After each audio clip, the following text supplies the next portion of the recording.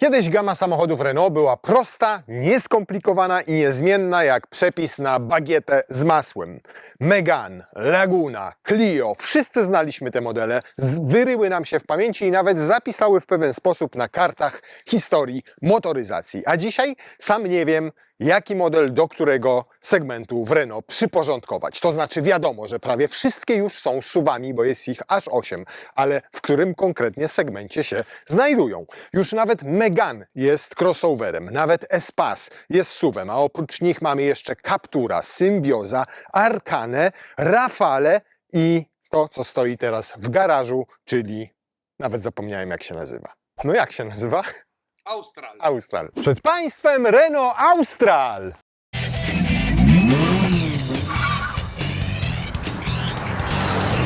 Austral to następca Renault Kadżara. Zadebiutował w 2022 roku, zbudowano go na platformie Nissana Qashqai'a, a w połowie ubiegłego roku, czyli 2025 roku, przeszedł gruntowny lifting, który polegał przede wszystkim na stworzeniu zupełnie nowego przodu. Do tego stopnia wszystko tutaj zmieniono, że patrząc na wersję przedliftową i poliftową można odnieść wrażenie, że to nowy model, a nie tylko lifting.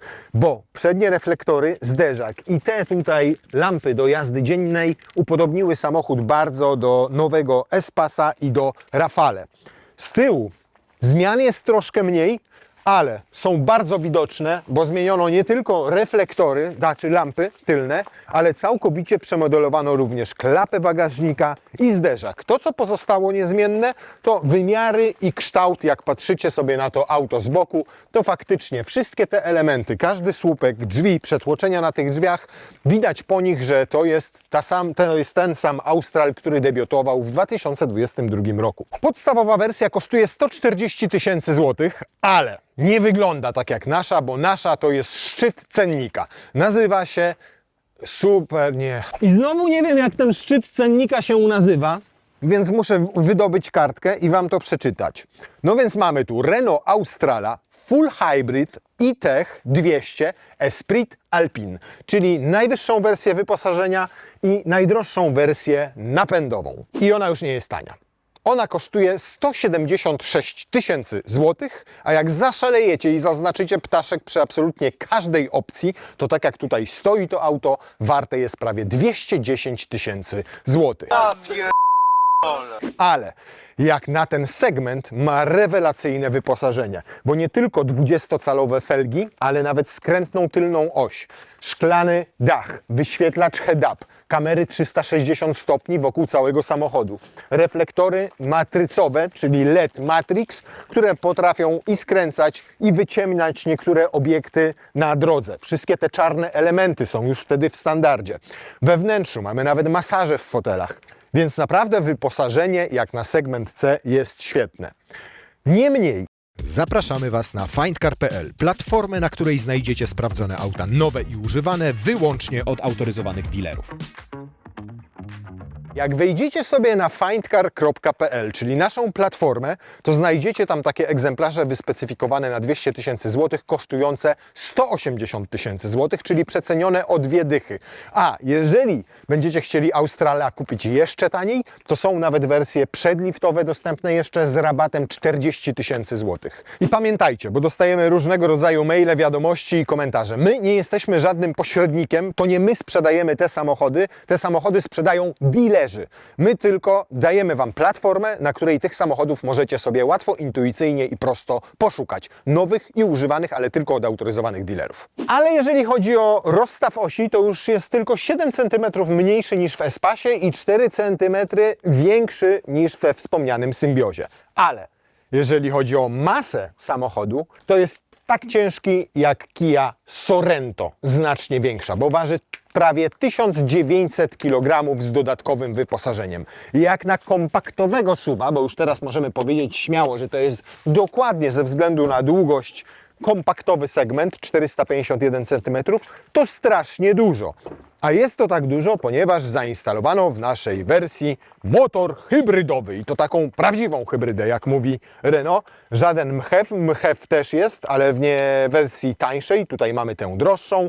200-konną, ma silnik spalinowy, 1.2 TCE, 3-cylindrowy tylko i oprócz tego elektryka. A oprócz tego jeszcze ma też skrzynię biegów, która nie ma ani jednego sprzęgła, ale za to ma 15 biegów i to zaznaczono w danych technicznych, że to jest 15 biegów do przodu, czyli łącznie 16, bo ma jeszcze jeden do tyłu, chyba jeden. Jak to działa? Ustrojstwo? Nikt tego nie wie. Chyba nawet sami Francuzi po prostu wpisali sobie 15, wpisali sobie, że sprzęgło brak i ma to jakoś jeździć. No zobaczymy potem, jak to jeździ. Nie zmienia to faktu, że mamy tutaj 199 koni mechanicznych w danych technicznych. Każdy silnik, zarówno spalinowy, jak i elektryczny, ma taki sam moment obrotowy wynoszący 205 Nm. Cała ta moc trafia wyłącznie na przednie koła.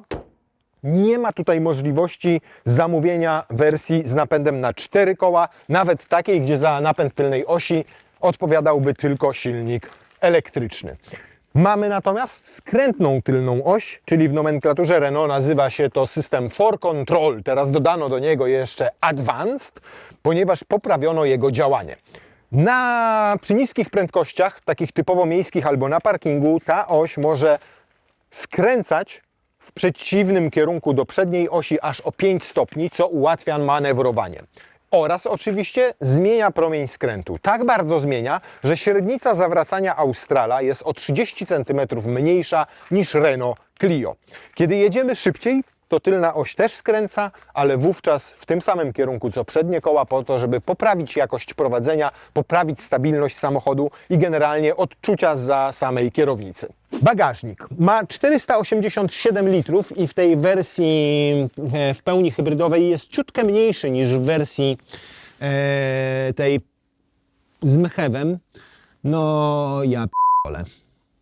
Co tutaj się stanęło się? No ten bagażnik 487 litrów, no to ma tylko wyłącznie na papierze. Bo tutaj znalazło się coś, co jest nie wiem czym, bo tego nie napisali. To jest na pewno zestaw naprawczy, tylko trzeba go wykręcić i podłączyć do koła i on wtedy te koła pompuje. No katastrofa, powiem Wam. Katastrofa. Oznaczyli to naprawdę 487 litrów. Ja przyznaję, że zrobiłem tym samochodem z 500 km, ale niczego w bagażniku nie woziłem, więc nie zerkałem pod podłogę. Uznałem, że jest tutaj drugie dno tak zwane i mogę sobie obniżyć tę półkę.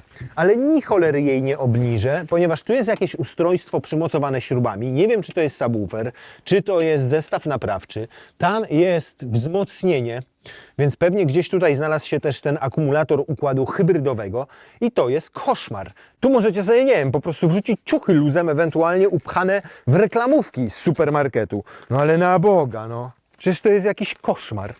To tak naprawdę ogranicza Wam pojemność tego bagażnika do jakichś, ja wiem, może 350 litrów. To będzie jego realna pojemność. Plus za składane oparcia tylnej kanapy tutaj z pozycji bagażnika, bo wystarczy pociągnąć wajchę i ono leci w dół. Mamy tutaj haczyki, mamy jedną lampeczkę, ale ona chyba nawet nie jest LEDowa, to wygląda tak, jakby tam była zwykła żarówka, takim żółtym światłem świeci. No i jest jeszcze gniazdo tutaj, o, zapała jajki, do którego możemy coś podpiąć. Niestety wyjęcie półki niewiele zmieni, jeżeli chodzi o pojemność tego bagażnika, bo on jest dosyć krótki, ma opadający tył i to jest, o, tyle więcej załadujecie. No totalnie bez sensu. Ale zobaczmy, jak realnie będzie to wyglądało. Jest jeszcze jedna zła wiadomość.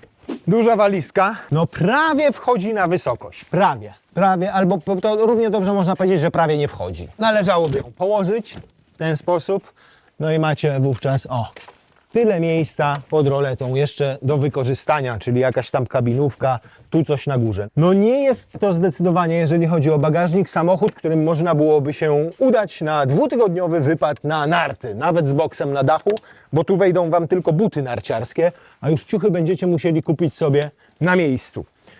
Nie jest to też samochód, którym można by pojechać na długie 2-tygodniowe wakacje pod namiot, na przykład w Chorwacji albo na camping. No po zdemontowaniu tej półki mamy sytuację taką, że walizka jest na równi z oparciem tylnej kanapy. Teoretycznie druga by tutaj weszła, ale w praktyce nie zamknie się wówczas klapa bagażnika, ponieważ jak widzicie ta walizka nam tutaj wystaje. Więcej walizek dzisiaj niestety na podorędziu nie mam, bo dzieci pojechały na obóz. W przypadku kabinówek będzie trochę lepiej. Niemniej nawet jak takie położycie, to nie włożymy tutaj półeczki. No muszą wtedy tak spoczywać te walizki. No nie jestem zachwycony tym bagażnikiem. Mówiąc całkiem szczerze, miałem nadzieję, że tam pod podłogą jest drugie dno i jak tę podłogę sobie obniżymy, to zdecydowanie będziemy mieli praktyczniejszy, pełniejszy ten bagażnik, będzie miał więcej litrów, będzie można go łatwiej zagospodarować. No nie, ale jest jeszcze jedna informacja, gorsza. I brzmi tak. 388 kg. To jest ładowność Australa. Przez to, że jest ciężki, czyli ma cały ten układ hybrydowy i jak na kompaktowe auto waży naprawdę dużo, bo prawie 1900 kg, to zapakujemy tu tylko 388 kg. Jak macie dorosłe dzieci, wychowane na hamburgerach i na kebabach i na pizzach, to już jak zapakujecie je na tylną kanapę, to już do bagażnika nie włożycie nic. A jak te dzieci jedzą jeszcze więcej burgerów niż ustawa przewiduje, to możliwe, że nawet jedno dziecko będziecie musieli w domu zostawić.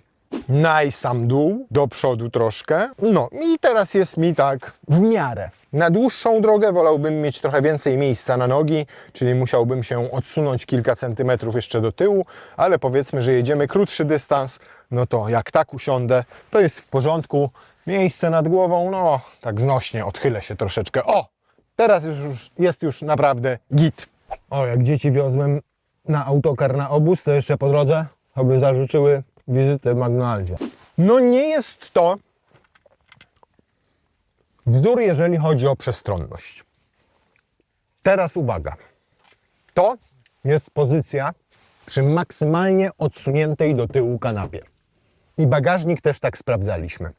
A dlatego też tak sprawdzaliśmy bagażnik, bo jak przesuniemy o 16 cm tę kanapę tutaj do przodu, to tutaj nawet dzieciak nie usiądzie.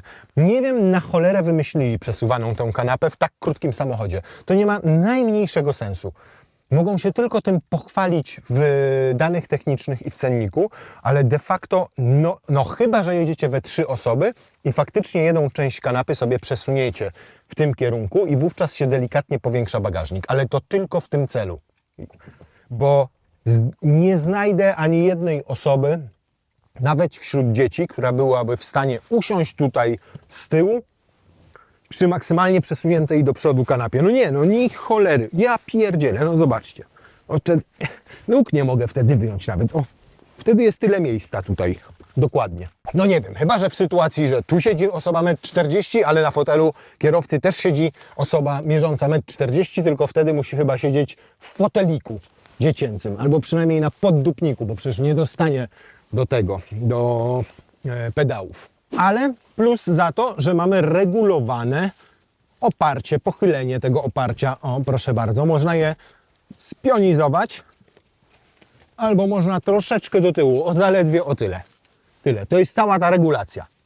To zrobili przesuwaną kanapę o 16 cm i oparcia, które się reguluje o 3 cm, a może nawet 2.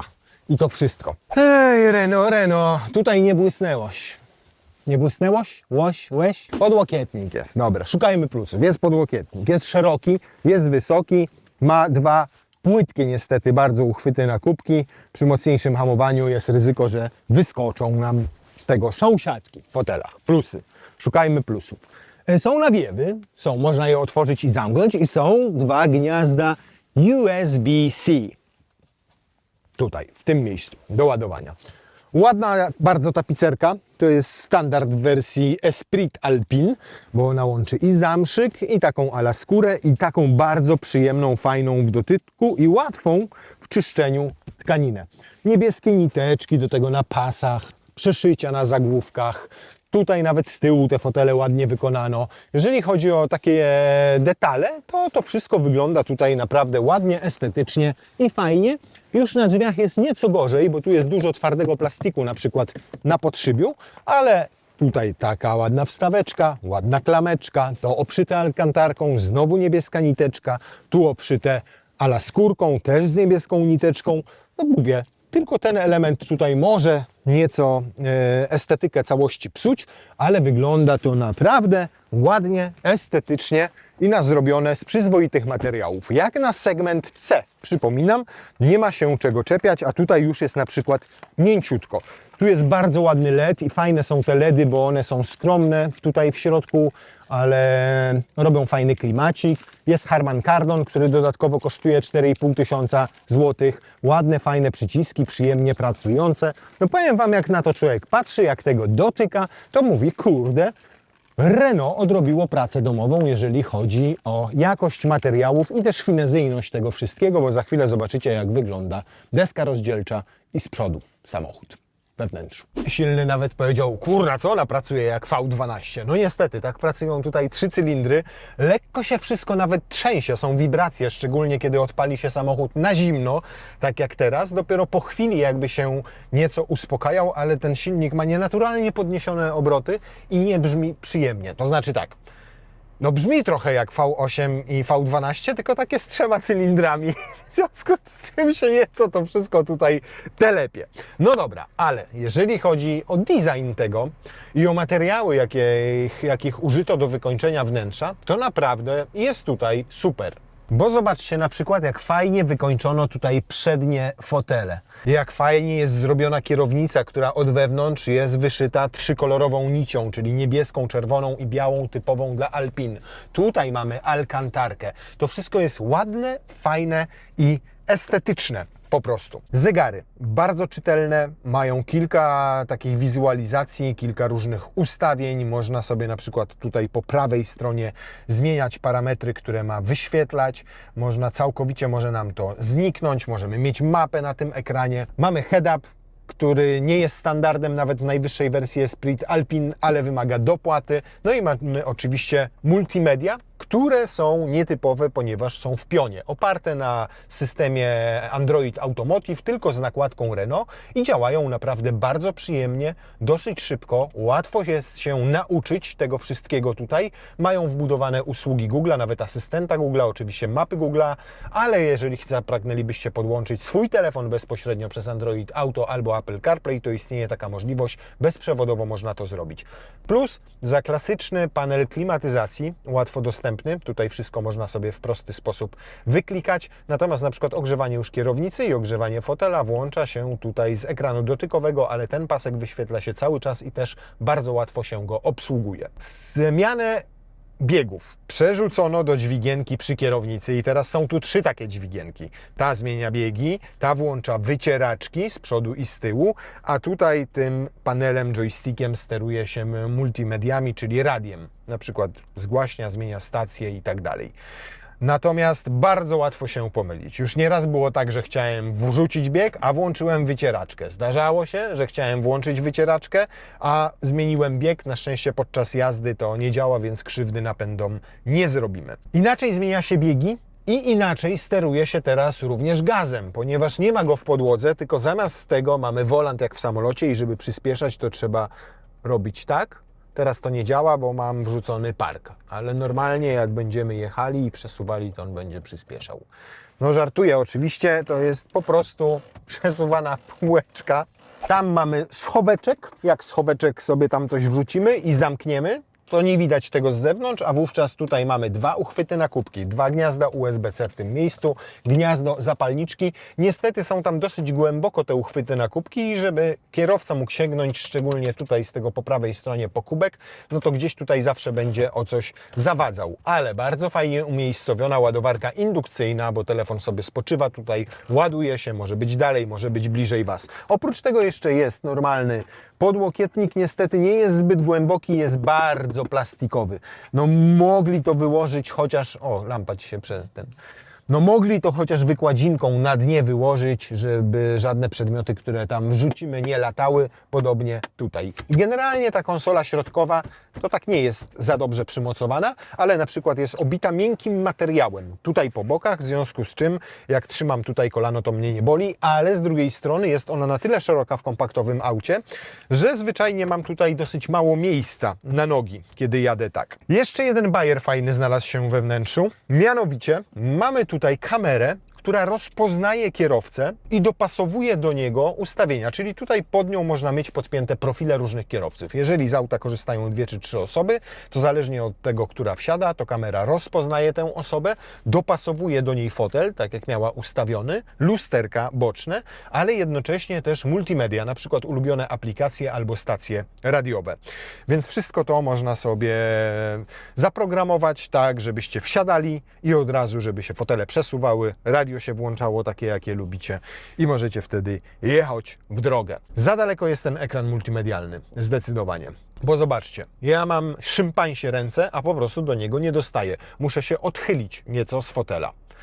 I to jest taki mankament, więc jego obsługa jedynie z tego względu jest nieco utrudniona. Trzeba oderwać plecy, popatrzeć tutaj w bok, to też dodatkowo Was rozprasza. Ale poza tym, jeżeli chodzi generalnie o intuicyjność obsługi, o jakość tego wnętrza, montażu, materiałów, to jest zaskakująco dobrze i myślę, że w tym segmencie C to jest jeden ze wzorów. Można się tutaj poczuć wręcz premium. A 11 głośników systemu Harman Kardon jeszcze to uczucie wzmaga.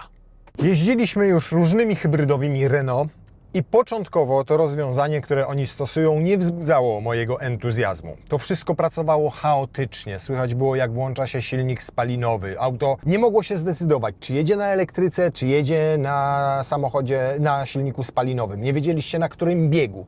Teraz jest lepiej, co nie znaczy, że jest idealnie. Dopracowano ten układ hybrydowy i na przykład duży plus za silnik elektryczny, który powoduje, że jak jest naładowany akumulator, to niesamowicie sprawnie rozpędza to auto do 50-60 na godzinę i jedzie tylko na elektryce wówczas. Czyli w ogóle nie włącza silnika spalinowego. O, zobaczcie, teraz na przykład wykorzystuję tylko elektrykę i bystro przyspiesza, już mam 50 na godzinę. Tylko na elektryce, w normalnym układzie hybrydowym, a nie w pluginie, więc to jest taki naprawdę zauważalny plus. Ale z drugiej strony zdarza mu się często włączyć silnik spalinowy i on pracuje na wyższych obrotach, cały czas go słyszycie, te obroty ma, nie wiem, w granicach 2,5-3 tysięcy i pracuje po prostu głośno. Wy jedziecie stabilnie, a on non-stop pracuje i Was irytuje. Co więcej, o ile nie czuć, jak ten silnik spalinowy się włącza, bo robi to dosyć płynnie, bez żadnego szarpnięcia i tylko słyszycie to akustycznie, to potrafi brzydko go wyłączyć. Co prawda nie zawsze, z reguły robi to ładnie, też niezauważalnie, ale zdarza mu się wyłączyć go tak, że aż cała buda samochodu drży. I co ciekawe, właśnie nie dotyczy to jego włączania, tylko wyłączania, ale to pewnie po części efekt tego, że mamy tutaj tylko 3 cylindry, a nie 4. Przy okazji liftingu zmodyfikowano nieco zawieszenie i naprawdę bardzo fajnie łączy komfort z dobrym prowadzeniem. Ono nie jest zbyt miękkie, szczególnie jak na samochód francuski, natomiast bardzo fajnie wybiera wszystkie nierówności. I zwracam uwagę, że naprawdę ta droga jest mocno nierówna, a tutaj żadne hałasy z wnętrza nie dochodzą, to co świadczy o tym, że naprawdę nieźle je zmontowano. Wracając do tego układu hybrydowego. Nie ma tutaj możliwości zamówienia żadnego adaptacyjnego zawieszenia, takiego, które w trybie sportowym na przykład będzie się utwardzało. Dopiero teraz włączył ten silnik spalinowy i włączył go naprawdę fajnie, miło i przyjemnie, przy 50 na godzinę. A tak to na tej elektryce szedł ładnie. Więc to jest duży plus tego układu hybrydowego. Natomiast teraz, słyszycie? Jadę stabilnie, a ten silnik jakby jechał na za wysokim biegu, bo teraz dba o to, żeby doładować akumulator. I cały czas jedzie, nie wrzucając wyższego biegu, tylko utrzymuje go na wyższych obrotach po to, żeby doładować jak najszybciej akumulator. Więc momentami mam wrażenie, że ten silnik spalinowy tutaj pracuje bardziej jak agregat, który ma wytworzyć energię, doładować ją akumulator i dopiero z akumulatora przekazać ją do silnika elektrycznego i napędzać przednie koła. Ale teraz znowu wyłączył i absolutna cisza panuje. Więc nie ma tutaj na pewno skrzyni bezstopniowej, która powodowałaby, że on się wkręca na bardzo wysokie obroty. Z drugiej strony, znowu włączył go, jadę tylko 50, a nawet ta prędkość mi spada, a ten silnik jest wyraźnie słyszalny. Więc jest to inna koncepcja działania układu hybrydowego niż na przykład w Toyotach czy Lexusach. Do prędkości takich 100 na godzinę ten układ potrafi pracować dziwnie, tak bym to określił. W sensie mało zrozumiale, szczególnie w połączeniu z tą 15-biegową skrzynią biegów. Teraz na przykład zmienił bieg i to wyraźnie słychać, dopiero teraz sobie wszedł w tryb elektryczny, więc to jest takie trochę nadal chaotyczne, niemniej zdecydowanie mniej chaotyczne niż bywało to w poprzedniku. Wszystko się zmienia, jak wyjeżdżacie na trasę i jak jedziecie 120-140. Wtedy nie można mieć najmniejszych uwag do pracy tego całego napędu hybrydowego. Działa płynnie, ten silnik spalinowy już tam praktycznie cały czas pracuje, ale nie wchodzi na wysokie obroty. Spalanie utrzymuje się naprawdę na rozsądnym poziomie. Wczoraj zrobiłem trasę Grodzisk-Łódź-Grodzisk z prędkościami normalnymi. Nie jechałem za tirami, raczej większość samochodów wyprzedzałem, bo jechałem 140-150, dojechałem sprawnie, szybko, płynnie i średnie spalanie wynosiło 7,8 litra. Naprawdę nieźle. Ale też nawet w takich warunkach nie brakuje mu dynamiki, bo czuć, że na przykład podczas wyprzedzania albo nabierania prędkości, dynamiczniejszego przyspieszania, ciągnie go głównie z elektryka, czyli z tych newtonometrów i koni w elektryku, więc jest to naprawdę takie sprawne, szybciutkie. Choć na papierze on nie jest zbyt szybki, bo ma 8,4 sekundy do setki. Reasumując, ten układ hybrydowy przy niższych prędkościach potrafi pracować po prostu dziwnie, tak bym to określił, mało zrozumiale. Zdarza mu się tu szarpnąć, tam pohałasować, tu przytrzymać silnik na wyższych obrotach, ale z drugiej strony, jak jest naładowany akumulator, to zaskakująco sprawnie na samej elektryce przyspiesza do prędkości rzędu 50-60 km na godzinę. Te problemy znikają w momencie, kiedy jedziecie szybciej.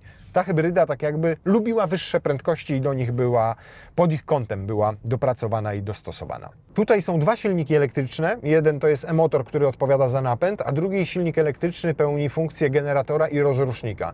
I tak jakby on nie nadążał z obsługą całego zestawu. Teraz już jak jadę i włączony jest ten silnik spalinowy, to nie ma takiego efektu. Ale naprawdę czasami mu się wręcz zdarza, że kurde, to ja mam włączyć silnik spalinowy czy elektryczny? Na czym ja mam teraz jechać? I jest taki przestój. A nawet zdarzyło mi się, że podczas wyprzedzałem i nagle odjechał super sprawnie, po czym stwierdził, to ja teraz, nie wiem, odetnę moc na sekundę całego układu po to, żeby włączyć silnik spalinowy i żeby jeszcze więcej było tego całego poweru. Więc tam występuje taka dwusekundowa, niefajna przerwa. Czasami ona wynosi 1 sekundę, czasami 3 sekundy, nieraz nie ma jej wcale, a średnia to ze 2 sekundy. Ogólnie, jak jeździcie tym samochodem spokojnie, nie przyspieszacie nagle, to odwdzięcza się i niskim spalaniem, i naprawdę płynnością tego całego układu. Jest nieporównywalnie lepiej niż było na przykład w Arkanie, którą testowaliśmy kilka lat temu. Francuzi dosyć dobrze dopracowali ten układ hybrydowy i co ciekawe, tak jak wspomniałem, lubi wyższe prędkości, wtedy pracuje płynniej, jest oszczędny dosyć przy wyższych prędkościach. 140-150 na godzinę zamykacie się w 8 litrach. Jest naprawdę nieźle. I znowu go włączył. I, to fajna rzecz, można sobie rekuperacją sterować łopatkami przy kierownicy. Taka najmocniejsza rekuperacja powoduje, że naprawdę mocne jest to hamowanie i niemal do zera.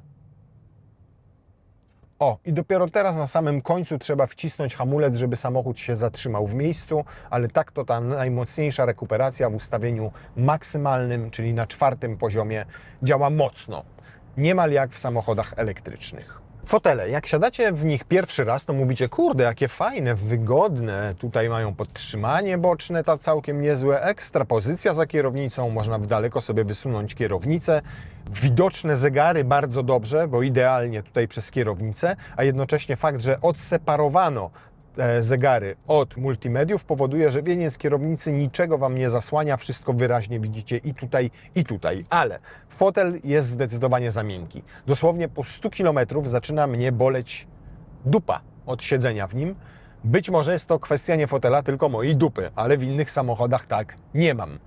Ma masażyk. Ten masażyk jest skromny, ponieważ to jest takie bardziej aktywowane podparcie lędźwiowe. Sami nawet tak to nazywają, ale można sobie wybrać kilka różnych sekwencji oraz intensywność. Generalnie tym podparciem lędźwiowym Was tutaj trochę masuje. Ono sobie lata góra-dół, nawet troszkę na boki. No i czuć to, ale nie nazwałbym tego masażem, to po prostu aktywne podparcie lędźwiowe, a według Renault aktywowane podparcie lędźwiowe. Ma je tylko fotel kierowcy, fotel pasażera go nie ma. Druga wada tego fotela jest taka, że ma dosyć krótkie siedzisko i nie można zrobić sobie tutaj kołyski. Jest tylko regulowany góra-dół, a nie można sobie pochylać tego siedziska bardziej do przodu czy bardziej do tyłu, więc jest nieco ograniczone. I trzecia rzecz, która mnie irytuje, a przejechałem tym samochodem z 500 km, więc wydaje mi się, że w miarę miarodajne i obiektywne są te spostrzeżenia, no to ten podłokietnik. Bo owszem, on sam w sobie jest fajny i miękki, jak tak trzymacie łokieć, to jest ok, ale jak chcecie trzymać tutaj łokieć i rękę na kierownicy, to trzymacie akurat na tym twardym fragmencie i na tych wszystkich łączeniach tutaj, czyli łączeniu podłokietnika z tą częścią konsoli środkowej i jeszcze z łączeniem tutaj tej półeczki, czyli jest mega niewygodnie, lepiej tego nie robić, bo naprawdę można ten łokieć sobie obić. No i to, o czym już wspomniałem, no to szeroki jest dosyć ten tunel środkowy, więc ja cały czas mam oparte kolano o niego. Na szczęście jest to dobrze wyprofilowane. Może miękkie super nie jest, ma przeszycie, bo to po prostu taka sztuczna skóra, którą obito bezpośrednio plastik, bez żadnej pianki pod spodem, ale nie boli kolano, boli łokieć, kolano nie boli. Teraz bawiliśmy się pedałem przyspieszenia i zużycie paliwa wzrosło nam do 6,4 litra, ale spokojnie w takich warunkach na bocznych drogach czy podczas miejskiej jazdy można uzyskać zużycie na poziomie 5,5 litra. Natomiast warunek, muszą to być optymalne warunki i podaję to już po rozgrzaniu silnika spalinowego.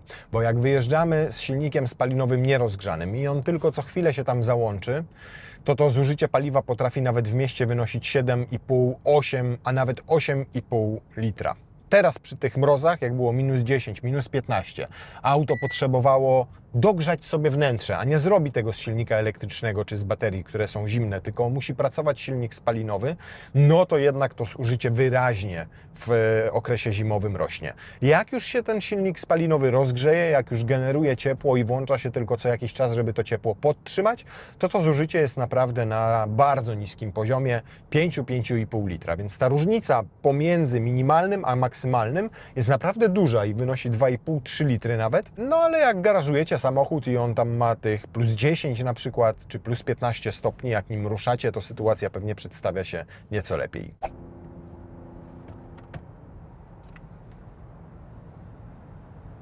Natomiast naprawdę zaskakująca jest dynamika tego auta, taka przyjemna, taka bardziej elektryczna niż spalinowa. Nawet jak włączamy się do ruchu na ekspresówce czy na autostradzie, to w ogóle nie czujecie, żeby brakowało mu mocy. Nawet jest takie wrażenie, że te 200 koni? Kurna, powiedziałbym, że więcej. Oczywiście zmierzymy to i nie sądzę, żeby był to lepszy wynik niż podaje producent, ale naprawdę i tak nie ma dramatu.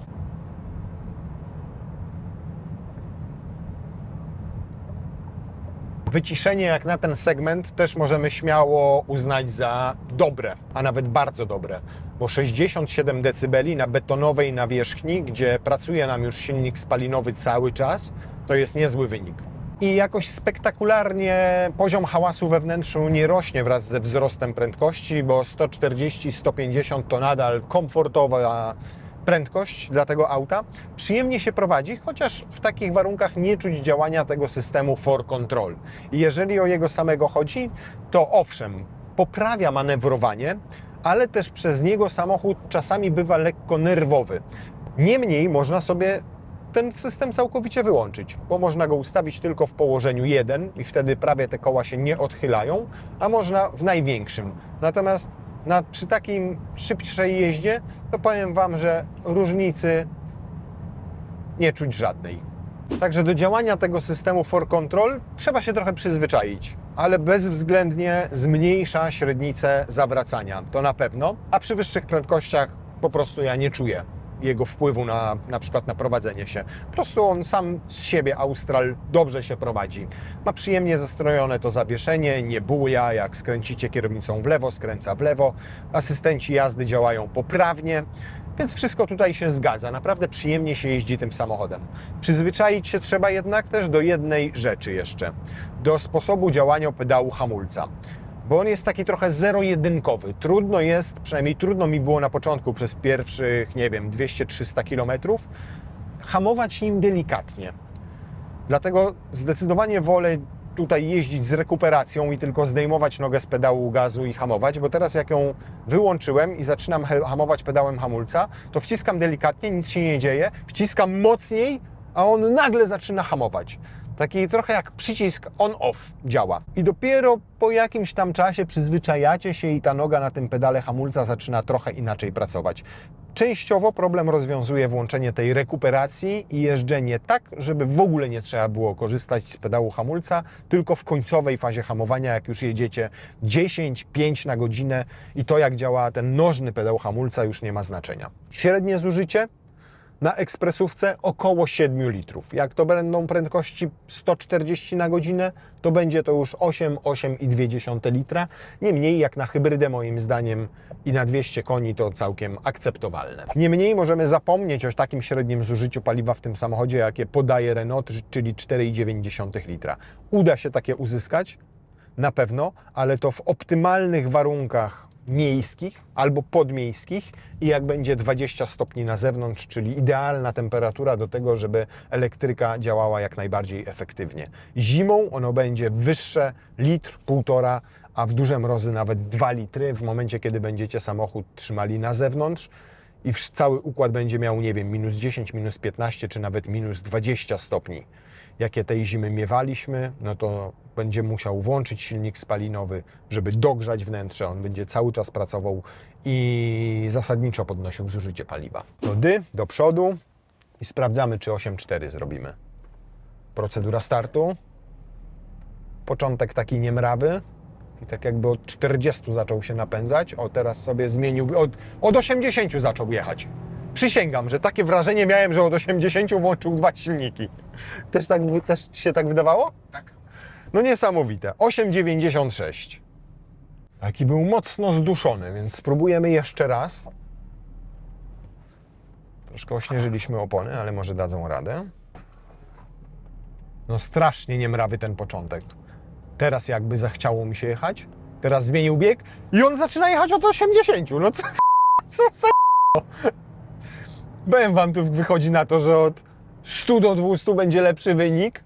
9,11 teraz. O co chodzi z tym układem napędowym tutaj? No i to jest to, o czym wam mówiłem na początku. Do 100 na godzinę, no powiedzmy do tych 80, ten układ pracuje po prostu dziwnie, nawet podczas przyspieszania. Jak potem jedziecie w trasie, to czujecie te 200 koni. To, że on się zbiera przy wyprzedzaniu. 80-120 ma mega sprawne i szybkie, a do tych takich... A jeszcze kontrolę trakcji wyłączmy. System antypoślizgowy wyłączony. Może to coś zmieni.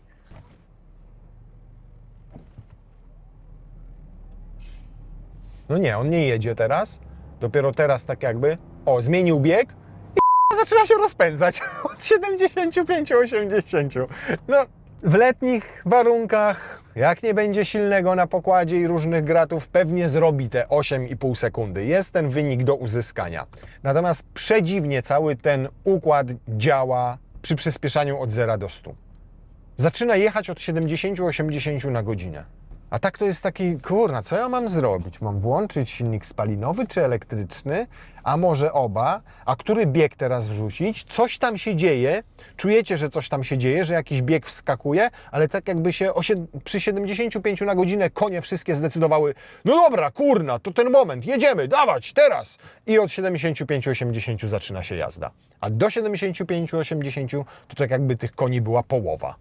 To zobaczmy sobie, jak będzie wyglądało przyspieszenie od 80 do 120. Mamy 75. Dobra, but.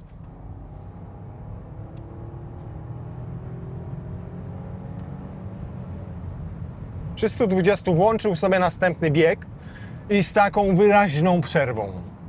Tak jakby to była skrzynia manualna z automatycznym sprzęgłem, taka jak kiedyś była, wiecie, w smartach. 80, 124, 87. To już świetny wynik na przykład. Jak na takiego pyrtka SUV-a segmentu C. Poniżej 5 sekund. Czyli 0-100 robi tak sobie, a od 80 do 120 jak należy, przy czym przy 120 zmienia bieg. Ta zmiana trwa 3 sekundy, więc 140 będzie troszkę gorzej. No kurna, powiem Wam, poplątanie z pomieszaniem cały ten napęd. Sam samochód jest bardzo fajny, fajnie wykończony, fajnie wyposażony, fajnie wygląda, fajnie jeździ, jeżeli chodzi o zawieszenie. No nie jest niestety zbyt duży ten bagażnik. Powiedziałbym, że jest rozczarowujący. No ja mam nadzieję, że to plastikowe pudło, które jest w tym bagażniku pod podłogą, to jest na przykład wzmacniacz Harmana Kardona albo ten subwoofer, w związku z czym można nie zamówić go, zaoszczędzić kilka tysięcy i mieć większy bagażnik. Miejsca na tylnej kanapie zbyt dużo też nie ma. Jej funkcja przesuwania przy takim bagażniku i przy tak krótkim nadwoziu jest całkowicie bez sensu. No chyba, że naprawdę osoba 1,40 m siedzi za osobą 1,40 m, albo tam wozicie dziecko w foteliku, a tutaj drugie dziecko, które ma lat, nie wiem, 9-10 maksymalnie, no to wtedy w porządku i macie trochę większy bagażnik i do niego wrzucicie wózek, 3 paczki pieluch i małą wanienkę na przykład. Wrażenia generalnie z obcowania we wnętrzu tego samochodu są premium. Fajne materiały, fajnie wszystko zmontowane, dobre wyposażenie, siedzę w nim i naprawdę się bardzo dobrze czuję. Dodatkowo fajnie się prowadzi, jest dobrze wyciszony, zużywa niewielkiej ilości paliwa. Natomiast doświadczenia z samego układu hybrydowego premium już zdecydowanie nie są. Brakuje mu sporo do doskonałości. Jak pierwszy raz wsiadłem do tego samochodu, to zaczął mnie irytować ten napęd. Nie wiedziałem, co tutaj się dzieje, co się kiedy załącza. Raz szarpnął, innym razem brakowało mu 2-3 sekund, żeby sprawnie przyspieszyć. Gdzieś tam się zacinał. Ale, podkreślam, jest znacznie lepiej niż było w pierwszych hybrydowych Renault. Co więcej, przy dłuższym poznaniu i przy spokojnej, normalnej jeździe ten samochód zyskuje. Teraz jak nim jeżdżę, to kompletnie mnie nie irytuje. Raczej sprawia, że odpoczywam. Nie zwracam w ogóle uwagi na pracę tego układu hybrydowego. Pod warunkiem mówię, że gwałtownie nie przyspieszacie, że nie potrzebujecie nagle pełnej mocy, że jeździcie po prostu normalnie. I wtedy on bardzo zyskuje. I naprawdę wtedy mało pali pod warunkiem, że silnik spalinowy jest rozgrzany i we wnętrzu też już jest ciepło. Bo jak zostawicie go na mrozie i będziecie jeździli krótkie dystanse, to będzie opierdał jak V8 w mieście Wachau. Nie jeździliśmy wieloma spośród 8 crossoverów i SUV-ów Renault, tylko jednym czy 2 raptem, ale na tego warto zwrócić uwagę na pewno.